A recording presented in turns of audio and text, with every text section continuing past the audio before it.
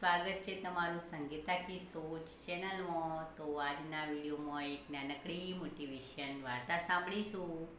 તો એક છોકરો હતો, એ બહુ આળસુ, એને કામ કરતો બહુ જોર આપતું એટલે કે આળસ આવતી, પણ સ્વભાવે એકદમ ભોળો નિખાલસ, એના મનમાં કાંઈ નહીં, પણ કામ કરતો જોર આવે તો કોઈએ કહ્યું કે ભાઈ તને કામ કરતો આળસ આપતું અને જોર આવતું હોય તો બાજુના ગામના છેડે એક આશ્રમ આવેલો છે। ત્યાં બસ ભોજન એટલે કે 2 ટાઈમનો ખાવાનો નાસ્તો દરેક વસ્તુ મફતમાં મળે છે, કંઈ પૈસા થતા નથી, ત્યાં રહેવાનું અને કામ ધંધો કંઈ નહીં અને ખાવાનું મળે।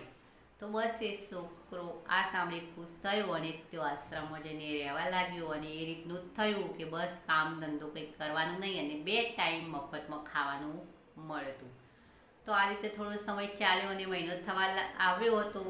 એવામાં એક દિવસ બન્યું કે સવારનો કંઈ નાસ્તો મળ્યો નહીં, પછી બપોરનું ખાવાનું ના મળ્યું, તો એ જઈ અને એ આશ્રમના જે ગુરુ હતા એમના પાસે જઈને કહ્યું કેમ આજે ખાવાનું કંઈ બન્યું નથી?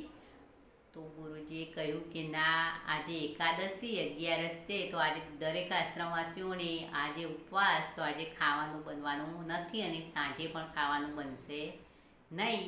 તો પેલાએ કહ્યું એવું તો ના ચાલે, મને તો ભૂખ લાગે, મારે કોઈ ઉપવાસ રાખવો નથી, મારે તો ખાવા જોઈએ।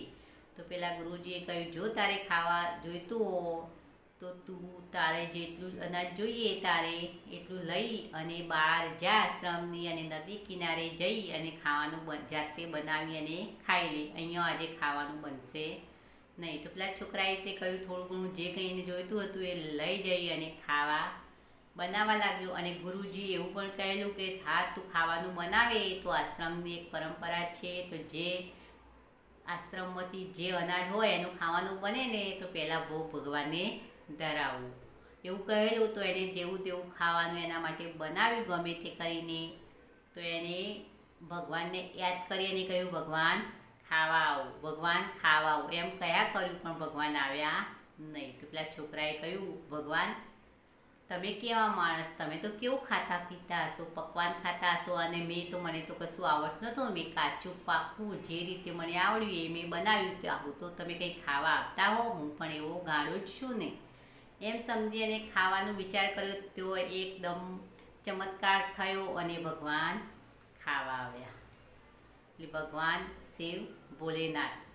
તો એ જમવા આવી ગયા તો પેલો છોકરો વિચારમાં પડી ગયો કે ભગવાન જમવા આવ્યા તો ભગવાનને જમવાનું તો આપવું પડશે। તો એને જે બનાવ્યું હતું એમાંથી ભગવાનને થોડું આપ્યું અને એણે પણ ખાધું।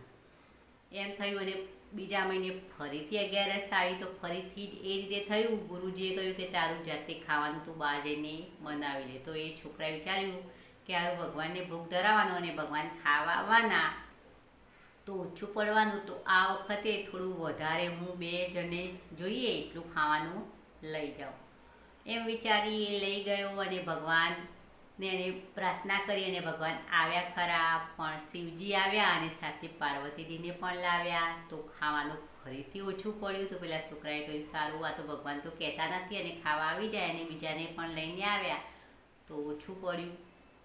પછી ત્રીજી 11 આવી તો છોકરાએ ફરીથી એ રીતે કર્યું, તો એ 3 જણને થાય એટલું ખાવાનું એ લઈ ગયું અનાજ। તો શિવજી આવ્યા તો સાથે આખી એ સેનાને એમની કૈલાસધામની જે એમની સેના હતી એ બધાને દરેકને લઈને આવ્યા।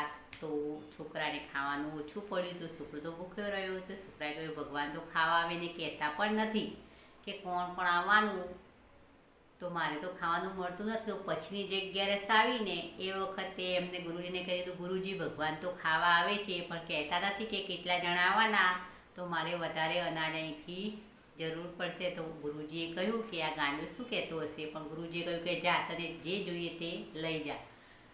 તો એ છોકરો નદી કિનારે ગયો અને ગુરુજી પણ સંતાઈને ગયા કે આ કહે છે કે ભગવાન ખાવા આવે છે, તો આ ખવડાવે છે કોને, શું કરે છે આ જઈને છોકરો? તો બસ એને ખાવાનું બનાવ્યું તો નહીં અને ભગવાનને પ્રાર્થના કરી કે ભગવાન જમવા આવો, ભગવાન જમવા આવો। તો ગુરુજીએ કહ્યું કશું બનાવ્યું નથી અને આ છોકરો કહે ભગવાન જમવા આવો, જમવા આવો। તો બસ અને થયું થોડી વાર થઈ અને ભગવાન આવ્યા અને સાથે ઘણા લોકોને લઈને આવ્યા. તો છોકરાએ કહ્યું, ભગવાન તમે આવ્યા પણ મેં તમારા માટે ખાવાનું બનાવ્યું નથી, કારણ કે મને ખબર નથી, અંદાજો નથી કે કેટલા લોકોનું જમવાનું બનાવવાનું, અને તમે કહેતા પણ નથી તો મેં આજે બનાવ્યું નથી. આજે તમે આવ્યા ને તો તમારે જેને લઈને આવ્યા ને સાથે એ લોકો જાતે જ બનાવીને ખાવાનું ખાઓ તો ખાવાનું ખૂટે નહીં. તો ભગવાન નિખાલસ રીતે હસવા લાગ્યા અને એમને સાથે આવેલાને કહ્યું કે આપણું જાતે જમવાનું બનાવી લો. અને બનાવી લીધું. પહેલાં ગુરુજીએ આવ્યા અને પેલા છોકરાને કંઈ શું કરી રહ્યું છે, તને કંઈ ગાળ પડું શું જોઈ શકે, શું ખાવાનું કંઈ બનાવતું નથી ને ભગવાન જમવા આવો. તો પેલા છોકરાએ કહ્યું, હા મેં ભગવાનનું જમવાનું નથી બનાવ્યું, કારણ કે ભગવાન દર વખતે આવે અને સાથે કોઈને ને કોઈને લેતા આવે તો મારું જમવાનું બનાવેલું તો ખૂટી જાય છે, મને ખાવા મળતું નથી, હું ભૂખે રહી જાઉં. તો આ વખતે મેં જમવાનું બનાવ્યું નથી, કારણ કે ભગવાને મને કહ્યું હતું નહીં કે કેટલા જણા આવવાના, અને ભગવાન આખી સેનાને લઈને આવ્યા છે. તો ગુરુજીએ કહ્યું, ક્યાં છે તારા ભગવાન, મને તો દેખાતા નથી. તો પેલા છોકરાએ ભગવાનની સામે જોઈ કહ્યું, ભગવાન તમે મારા ગુરુજીને દેખાતા નથી, એના ત્યાંથી હું અનાજ લાવી અને તમને ખવડાવું છું, તમે એમને દર્શન આપો. તો પેલા, ના હું એમને દર્શન નહીં આપું, કારણ કે તું ભોળો છે, ભોળા સ્વભાવનો, એટલે મેં તને દર્શન આપ્યા છે, તારા ગુરુજીને નહીં આપું. તો ગુરુજીને છોકરાએ વાત કરી દીધી કે ભગવાન આવું કહી રહ્યા છે કે તું ભોળો છે ને એટલે મેં તને દર્શન આપ્યા, તારા ગુરુજી ભોળા નથી તો એમને હું દર્શન આપીશ નહીં. તો આ સાંભળી ગુરુજીની આંખમાં આંસુ આવી ગયા. ગુરુજીએ કહ્યું, વાત તો સાચી કે હું તારા જેટલો ભોળો નથી, તું એકદમ ભોળો અને નિખાલસ સ્વભાવનો છે, કારણ કે ભગવાન તારી સમક્ષ આવે છે, તારું ભોજન ખાવા આવે છે, છતાં પણ તેને એને કંઈ ખબર પડતી નથી ભગવાન જોડે કંઈ માગવાની કે કંઈ લેવાની. અને વસ્તુ ભગવાનને બસ ભોળા ભાવથી ભક્તિ કરી અને કયા કરે છે, ભગવાન ખાવા આવો, આટલો ભોળો હું નથી. તો બસ આ તો મિત્રો એક નાનકડી વાર્તા છે, પણ આપણે કહીએ છીએ ને કે સાચી વાત ભોળાના ભગવાન, એટલે કે જેના મનમાં કંઈ પણ પાપ ના હોય અને ભોળા હોય ને એને ભગવાન અચૂક દર્શન આપી અને એના સાથમાં પણ રહેતા હોય છે.